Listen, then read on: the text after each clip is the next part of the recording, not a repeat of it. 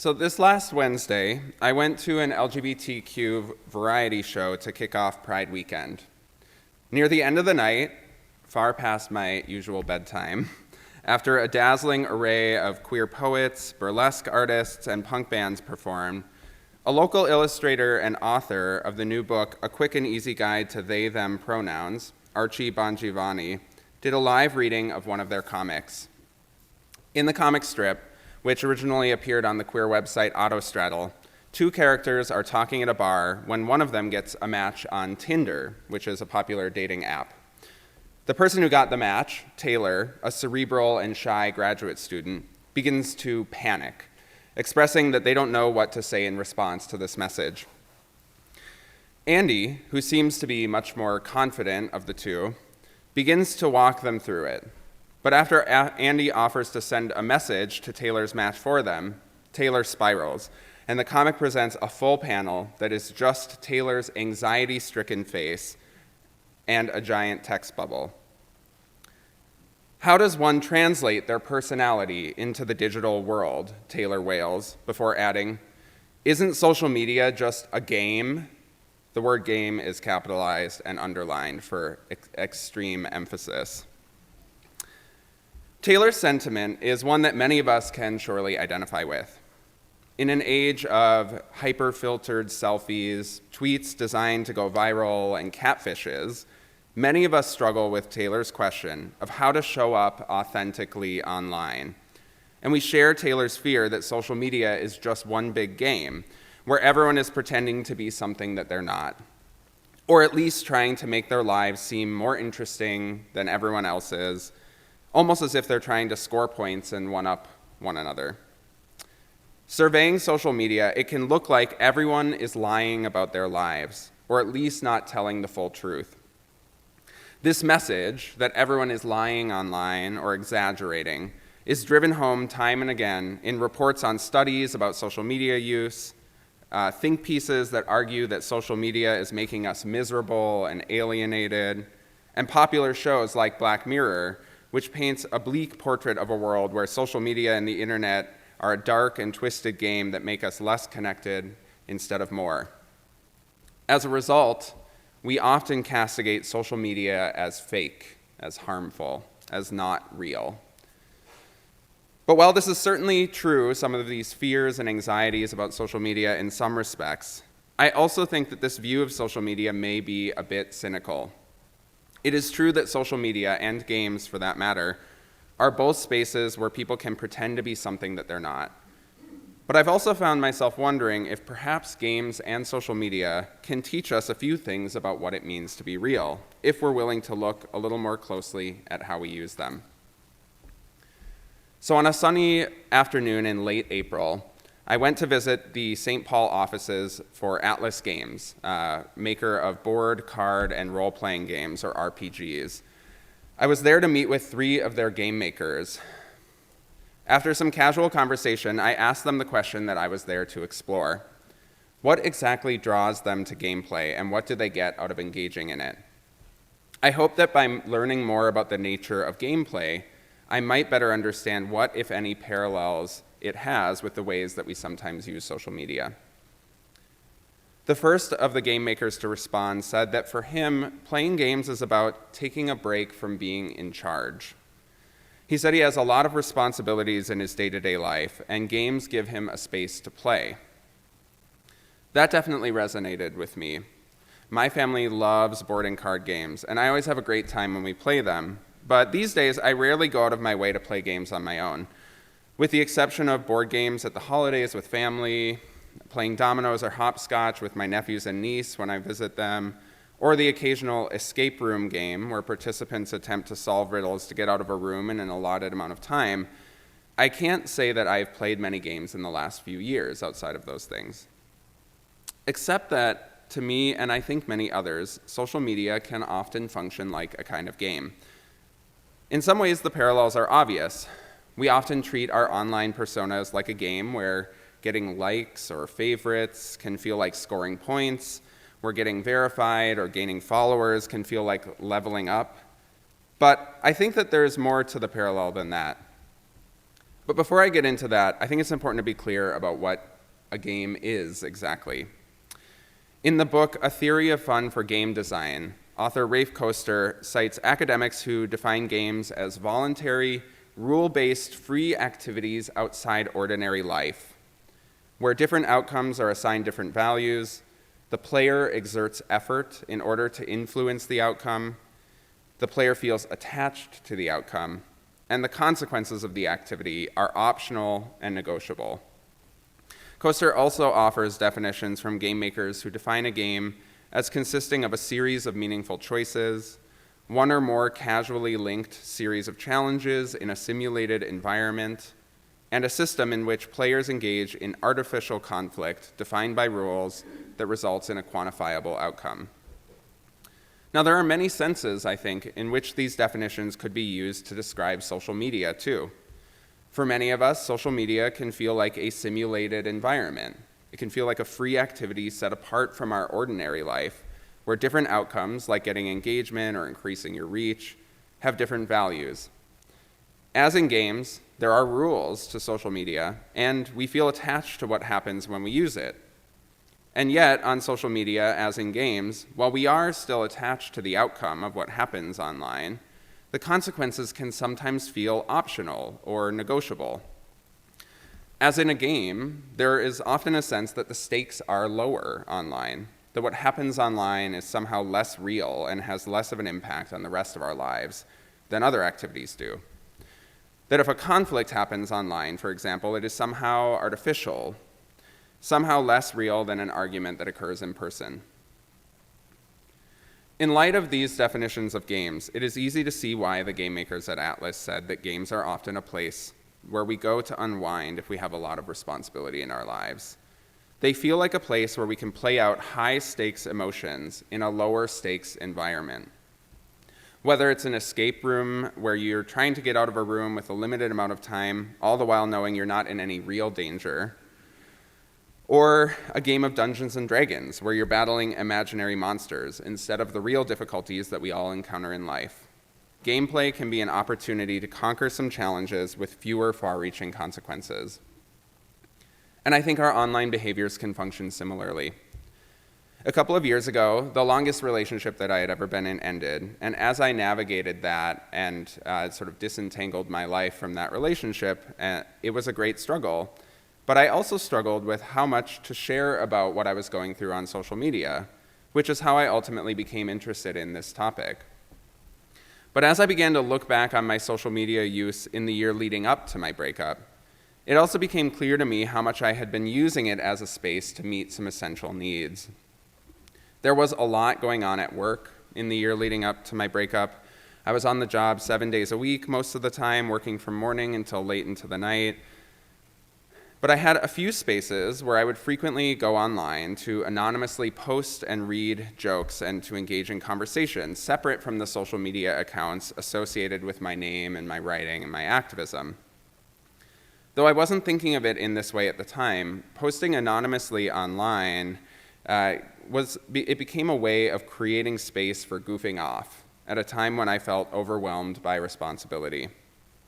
It may have seemed small or silly, but there were days when posting playfully online was the one thing that kept me from being overcome by stress. There was a sense that I needed it. And this is because play is actually a necessity. It's not something extra, some luxury to indulge in if we can spare the time, but rather it fulfills important needs. Research has shown that play contributes to both social and physical well-being, and it also helps with stress reduction. But it goes further than that. According to Boston College's Peter Gray, humans are actually evolutionarily wired for play. While the development of play may have been first and foremost about teaching skills to children among early humans, its extension into adulthood may have helped to build cooperation and sharing among hunter-gatherers beyond the level that would naturally exist in dominance-seeking species. But while it helped build cooperation among early humans, play continues to be vital in our modern age because it's adaptive.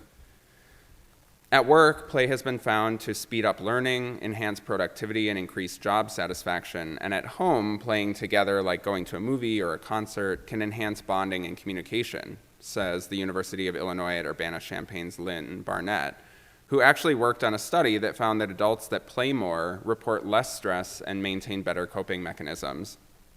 In the words of Barnett, highly playful adults feel the same stressors as anyone else, but they appear to experience and react to them differently, allowing stressors to roll off more easily than those who are less playful. But when we don't actively seek out opportunities for play, we are often less equipped to deal with those stressors. And because we need play, we sometimes go about meeting that need in less intentional ways, as I did online in the year leading up to my breakup, and as I think many of us do on social media. Since social media is a space where we increasingly spend more and more of our lives, it's easy to mindlessly use it as a vehicle for satiating our need for play. But if we're going to use it for play, it would probably benefit us to do so more intentionally. So I grew up before the emergence of social media, in a household where play was highly encouraged. While my siblings and I didn't have a ton of toys or things, we did have a beloved imagination game that we played almost daily. It was not terribly complicated. It was called Zoo. My sister's character, a monkey named Banana Bug, ran the show. Her accomplice was my younger brother, a mountain lion that loved to lounge named Mahi Mahi. And my youngest brother was added to the game as a wild squirrel who lived in the zoo outside of a cage. His name was Blar Blar, but he took wild, which we told him he was just a wild squirrel not living in an exhibit. He took wild to mean rabid, which meant that he bit each of us whenever he got the chance.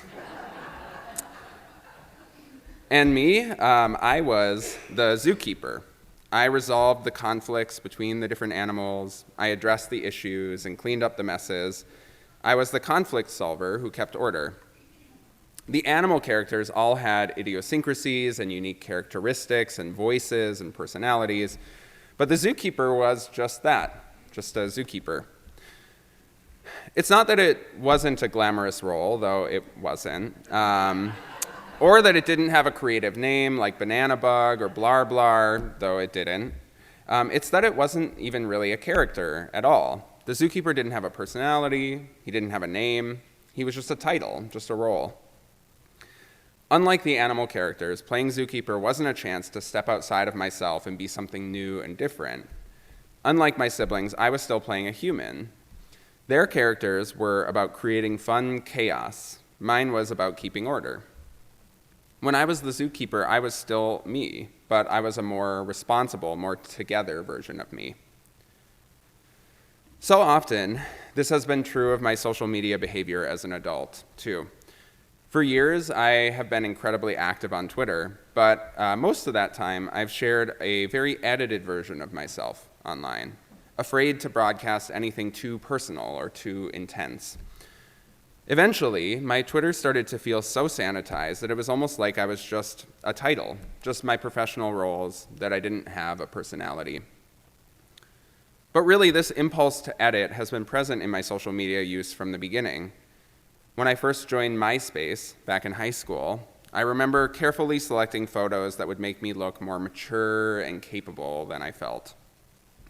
Under my favorite music section, I chose to list bands and singers that I genuinely enjoyed, but that I also thought would make me seem like a person with good taste, while leaving out the artists that I was kind of embarrassed to love. In the years since, I've often tried to put on a good face on social media, to seem more mature, more professional, more in control than I actually felt. For me, social media has often been a vehicle for trying to control how other people see me. Something that the game makers at Atlas identified as one thing that sometimes draws people to games.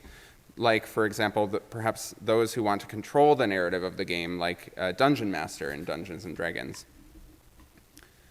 But I wasn't always trying to exert control when playing games as a kid. Sometimes my youthful gameplay was actually about letting go of control and having a space for experimentation. Though the world around me often felt defined by constraints, I grew up in a household that encouraged us to break some of society's rules in small ways, but ways that were meaningful. For example, my mother stocked a basket full of dress-up clothing, and my siblings and I utilized its contents often for imagination games. Frequently, this resulted in us wearing items of clothing that were intended for people of a gender other than the one we were assigned at birth.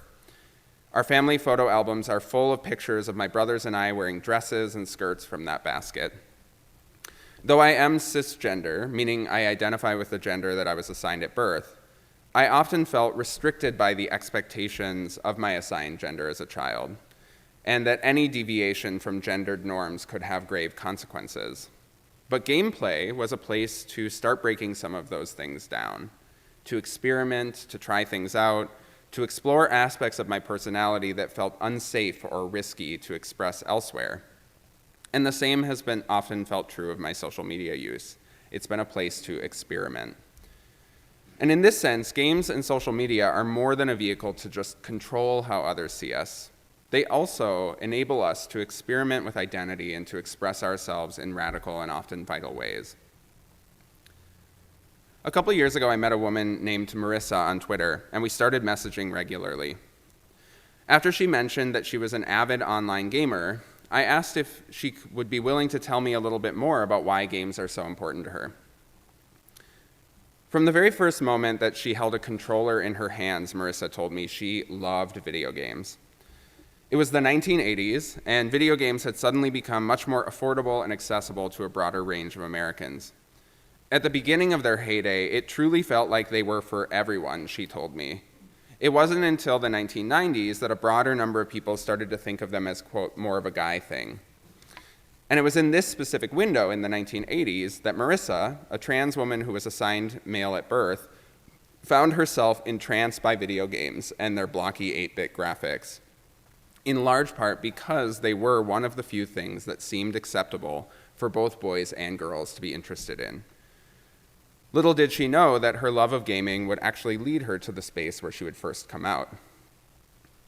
In the mid-90s, when Marissa was around 15 years old, she started participating in an online chat room for people interested in ZZT, a computer game with simple graphics where you could build your own games and share them with others. It was there, in those online chat rooms, where everyone was just a display name, that she first came out as trans. It was actually quite simple. She just changed her display name in the chat room to something more feminine and said that if anyone had any questions, they could ask her. But no one did. The nonchalance of their acceptance, their unquestioning willingness to simply start calling her by a different name, was almost shocking to her. And in fact, as it turned out, there were many other trans people in the chat too. Online spaces, especially those that orient around creative endeavors, whether it's a chat room for users of a cooperative game like ZZT, or the pop music fan forums of today, online spaces like those often allow for a degree of anonymity that appeals to queer people and trans people in need of a safe space to express their identities. There is something about both the anonymity and the creativity of these kinds of online spaces that often make them feel particularly safe for people looking to work through identity questions. As someone who grew up in the 90s and early 2000s, I too found that internet chat rooms were the first space that I felt I could safely come out as queer. Coming out online felt significantly more low stakes. In a text-only chat room, no one knew me as anything other than an Aaliyah fan. So unlike at school, where I later told a few friends that I was queer, and those friends went on to tell others without my consent, resulting in a ridiculously dramatic scene where I literally chased two of them outside of another friend's birthday party, I knew that it wouldn't spread to other people in my life when I shared it online. In a chat room, I had greater control over my own story, and I didn't have to worry about being rejected as I did with family and friends. If someone was cruel or hostile about my identity, I could just close the chat window. Like me, Marissa also found radical and much-needed acceptance on the internet. But while her journey of coming out in a chat room was surprisingly simple, her journey to coming out offline was anything but. Marissa initially came out as trans to her family and many of her friends in the late 90s, during her senior year of high school. Some of her friends were supportive, but her parents refused to accept her identity. So after graduating from high school, Marissa moved to San Diego, California, to live with her sister, where she could put on a dress and go to the gay bar for ladies' night on Saturdays without her parents' judgment. After her sister graduated from school and moved back in with their parents, though, Marissa was laid off from her job and had to move back in with her parents, too. Stuck living in the home of parents who didn't understand her, with no health insurance and only a part-time job, Marissa felt like she had no choice but to go back in the closet. She thought she would just do her best to make it work. But 10 years went by almost, and after almost 10 years in the closet, it definitely was not working. Naturally creative, Marissa loved to express herself. It was a huge part of what appealed to her about games.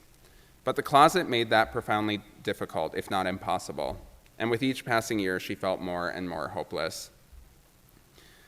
But during her decade living at home, she did have one outlet for self-expression, which was online role-playing games.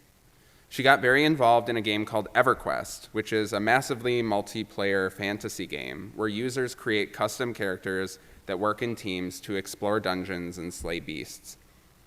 And even though she generally played with a group of coworkers to whom she wasn't out, she was able to play as a female character. Because she was gaming with people who saw her as a man outside of the game, it felt subversive to pick a female character, she told me. EverQuest is what's commonly referred to as a persistent game, meaning that you stick with the character that you create over a long period of time, unlike, say, picking Princess Peach for a single round of Mario Kart. And you resume play as the character you've chosen every time that you return to the game. And because of this, there was an assumption among many EverQuest players that men would not play a female character. But this choice represented more than just subversion to her. It was also a way to express aspects of herself that she couldn't in just about any other area of her life. It was a way to feel closer to being seen for who she really was than she could at work or at home, a way to be seen as a woman and have people engage with her as one. Fortunately, 3 years ago, after Marissa had saved up enough money from her full-time job at a school district to move out of her parents' home, she was finally able to come out again and to begin to transition. And soon after, she began dating a woman that she had met through online gaming. Today, Marissa and her girlfriend run an online game community together, an explicitly queer and trans-inclusive space for people to play together, because they want to create the kinds of welcoming online gaming spaces that Marissa benefited from when she was younger. But the benefits of gaming have extended far beyond Marissa's youth. A few years ago, when she was trying to figure out how she wanted to present herself as a woman, gameplay was hugely helpful. She knew that she was a woman, but she didn't know fully what that meant to her. Marissa didn't have the same experimental teenage or young adult years to try out different styles of dress and figure out what works best, a period of self-definition and exploration that cisgender people like me so often take for granted.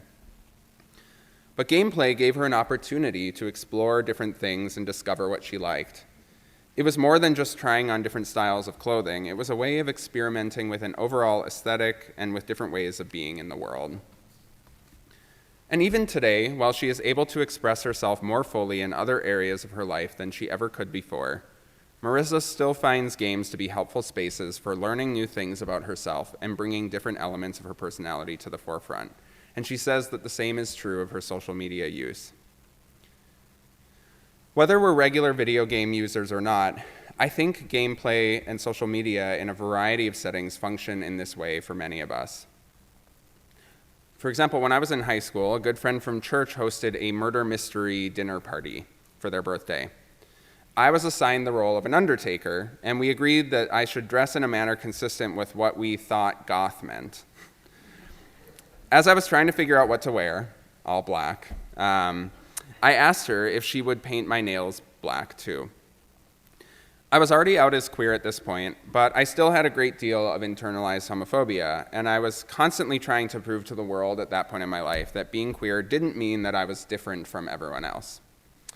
But here, in this game, was an opportunity to experiment, to try something that I was curious about, something that felt subversive, under the guise of play, and to see how it felt. And sure enough, I liked it, and I've painted my nails many times since. This may be what draws many queer and trans people like Marissa to gameplay and to social media. And surveying the number of queer people who love video games or role-playing or tabletop games like Dungeons & Dragons and who are active on social media, I think that she is far from alone in her interest. Games and the ways in which we navigate our identities online let us experiment. We're often not as bound by the conventions and norms of our hetero and cis-normative society, online or in games. At their best, games and social media aren't escapism as much as they are a vehicle for self-expression. They're creative, cooperative, world-building exercises where we can define ourselves and the world around us on our own terms. And with enough practice, these invented versions of ourselves can become more real than in any game. There's one last game that I often played with my siblings as a kid that I keep coming back to as an adult. It was one of our favorites, an incredibly simple game someone taught us called Sculpture Maker. Anyone familiar with it? A couple people. So the details of the game are largely explained by its title.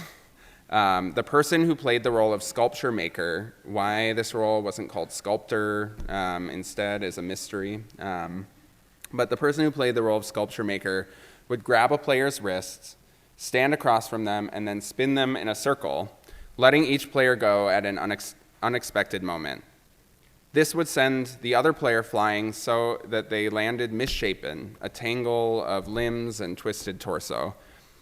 Once you had been tossed like a sculpture maker, like a sculpture maker tosses clay, you were to stay frozen in that spot and positioned, locked in place, however you landed. Then, once every player was set as a sculpture, the sculpture maker would walk around and tell each one what they were a sculpture of. You are a willow tree, my sister, the sculpture maker, would say, glancing over at one of two big willow trees in our backyard, before pausing and inspecting me further as I tried desperately not to waver in my complicated and uncomfortable pose. No, actually, you're a piece of goose poop. And that was basically it. It wasn't a complicated game, but it became a go-to, in large part because you didn't need anything but your imagination and a few willing accomplices to play. We loved it, devoting many summer afternoon hours to making sculptures of one another in the wet, sweet-smelling grass of our backyard. While the sculpture maker was usually the one in control of the game, that role actually rarely appealed to me. Most of the time, I wanted to be flung across the turf, to tumble and roll into a warped shape. I wanted to be thrown, to not know how I would land, and to let someone else tell me what they saw me as, what they saw in me. During a childhood where I was fixated on how other people saw me, on trying to make sure that they couldn't see through to the real queer me, it was refreshing to let my guard down a little, to have an opportunity to let someone else define me in the safe context of a simple game. Still, I couldn't always help myself. Sometimes, perhaps more often than I even realized, I would adjust how I landed, just a little, to make a better, more interesting shape, like throwing an arm in the air at a ridiculous angle and acting like that was just how I landed. And I wasn't the only one stepping on the scale. Half of the fun of the game was giving the sculpture maker something wild, challenging, and engaging to work with. There was nothing worse than having the sculpture maker walk over to you and offer a bored sigh. We all wanted to be interesting to look at. On social media, too, I can't always stop myself from putting some extra weight on the scale. It is so tempting to want to present a more interesting shape to the world, to find yourself editing and adjusting how you share your life online. Sure enough, sometimes the internet makes it easier to not be accountable to yourself and others. As in games, there can be an ease with which our online selves can be less accountable, where we can exaggerate the truth or even hit reboot and rebrand ourselves if the current iteration isn't working. We've probably all done it. For example, in high school, I was active on numerous blogging forums, moving from one to the next whenever I felt I needed a fresh start, and usually deleting my old one when I had abandoned it. But this was something that I had done long before I was active online. Whether it was starting over with a new group of friends, choosing a new nickname or style of clothing, or even moving to a new city as an adult, I have often sought out or relished opportunities to have a clean slate and introduce myself to a new group of people as a better, more together version of myself.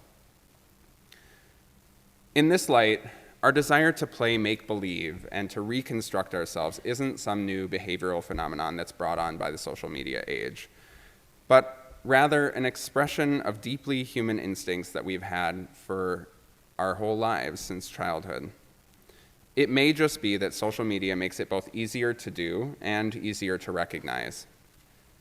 But that doesn't mean that social media is this totally fake world where everyone is adjusting their arms when they land to create a more interesting shape either. Social media, as in games, can be a space where we are able to express things about ourselves that perhaps we can't anywhere else, where we can experiment with our identities, trying on different personalities or emphasizing different characteristics. And it's a place where we can play, where we can be creative and wild and weird. But it's important to be careful about how we use it, especially given how easy it is to avoid accountability or even deceive yourself and others, knowingly or otherwise. Through games and social media, we can take on challenges or experiment with aspects of our identities before bringing those practices into other areas of our lives. Online, it can feel a bit easier to experiment, to make mistakes, and to be messy, and even if we're intentional about it, to start recognizing when and how we are trying to make ourselves look more interesting.